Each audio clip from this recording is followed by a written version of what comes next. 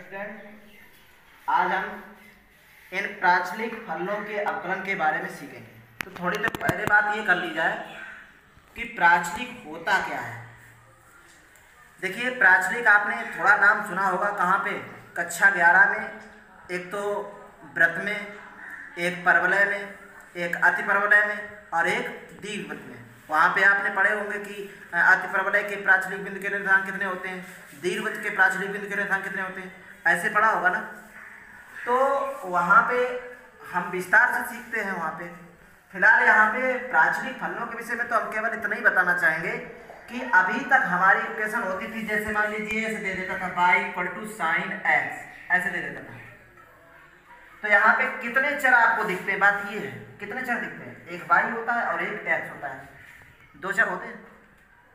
लेकिन अब यहाँ पर क्या होगा, देखिए x = जैसे a cos थीटा लिखा और y = b sin थीटा, तो यहाँ पर दो चर नहीं बल्कि तीन चर अब दिखाई पड़ेंगे, ठीक है ना।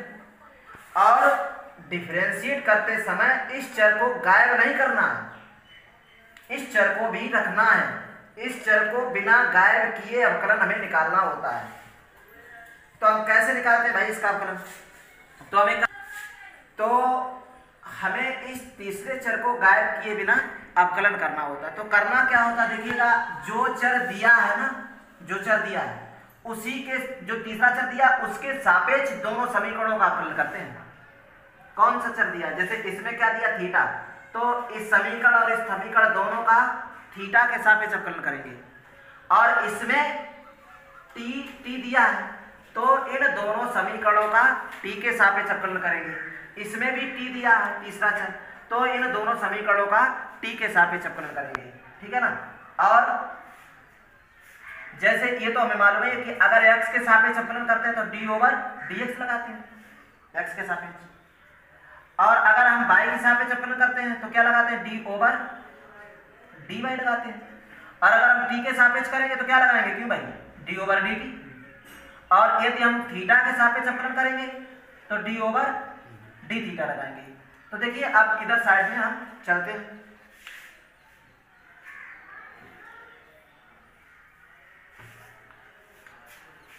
जैसे ये पहला प्रश्न आपके पास है, इसको कैसे करेंगे? देखिए, जो लिखा है हमारे पास में x = a cos थीटा, तो हम यहाँ पे क्या करेंगे, इसका हम थीटा के सापेक्ष अवकलन कर देंगे भाई, क्योंकि तीसरा चर कौन सा है,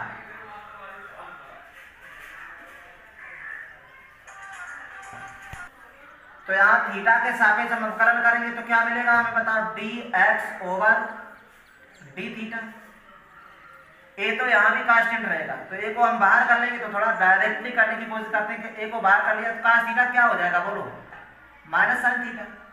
तो ये माइनस का ए और -sin थीटा, और इसको इक्वेशन फर्स्ट डाल देते हैं। इसके बाद में हमें और भी एक दिया हुआ है इसी प्रकार,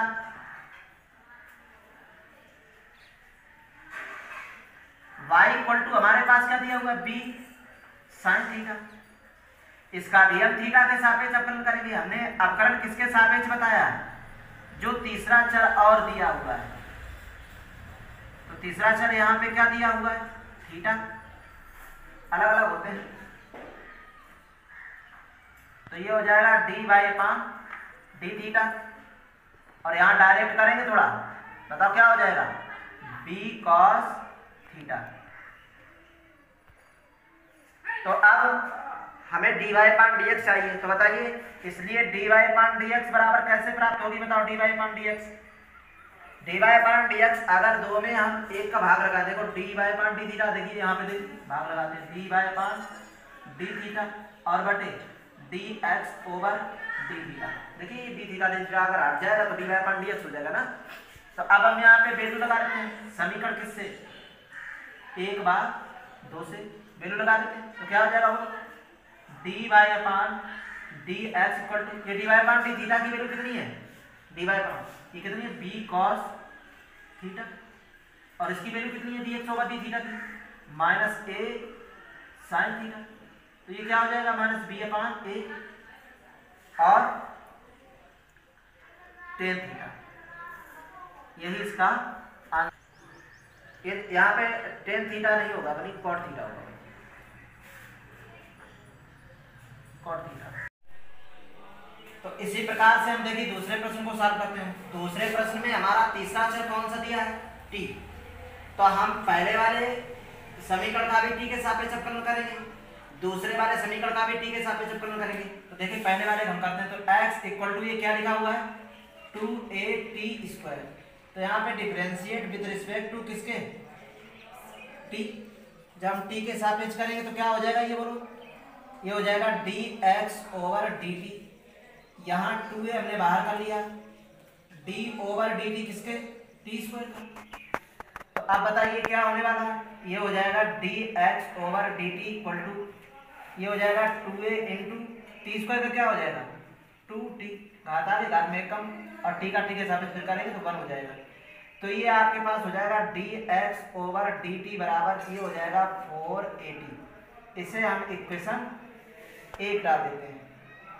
अब दूसरी वाली इक्वेशन का भी हम t के सापेक्ष अवकलन करेंगे। तो ये क्या करेंगे, यहाँ पे लिखेंगे इसी प्रकार, ये लिखा है हमारे पास y इक्वल टू at⁴। तो हम जब इसका करेंगे इसका भी किसके सापेक्ष करेंगे, तीसरा अक्षर हमारे पास चूंकि t है तो t के सापेक्ष इसका भी करना पड़ेगा। तो differentiate with respect to t। तो जब t के सापेक्ष करेंगे तो क्या हो जाएगा, ये हो जाएगा d/dt। यहाँ a बाहर कर लेंगे तो a बाहर, और d/dt किसमें, t⁴ में। तो ये हो जाएगा, देखिए t⁴ का हम डायरेक्ट कर लेते कितना 4t³ हो जाएगा। तो ये हो जाएगा 4at⁴ d/dt। इसे हम इक्वेशन 2 डाल देते हैं। अब हमें चाहिए क्या, dy/dx। तो dy/dx बताओ कैसे बनेगा, इसमें अगर इस चीज का भाग लगाएंगे तभी तो बनेगा, नहीं तो बन कर देते हैं। तो यानी इसे लिख सकते हैं d/कितना dt, और बटे ये हो जाएगा dx/dt। और समीकरण किससे, 1/2 से। हम इनकी वैल्यू लगा लेते हैं, ध्यान से देखिएगा वैल्यू हम लगाते हैं।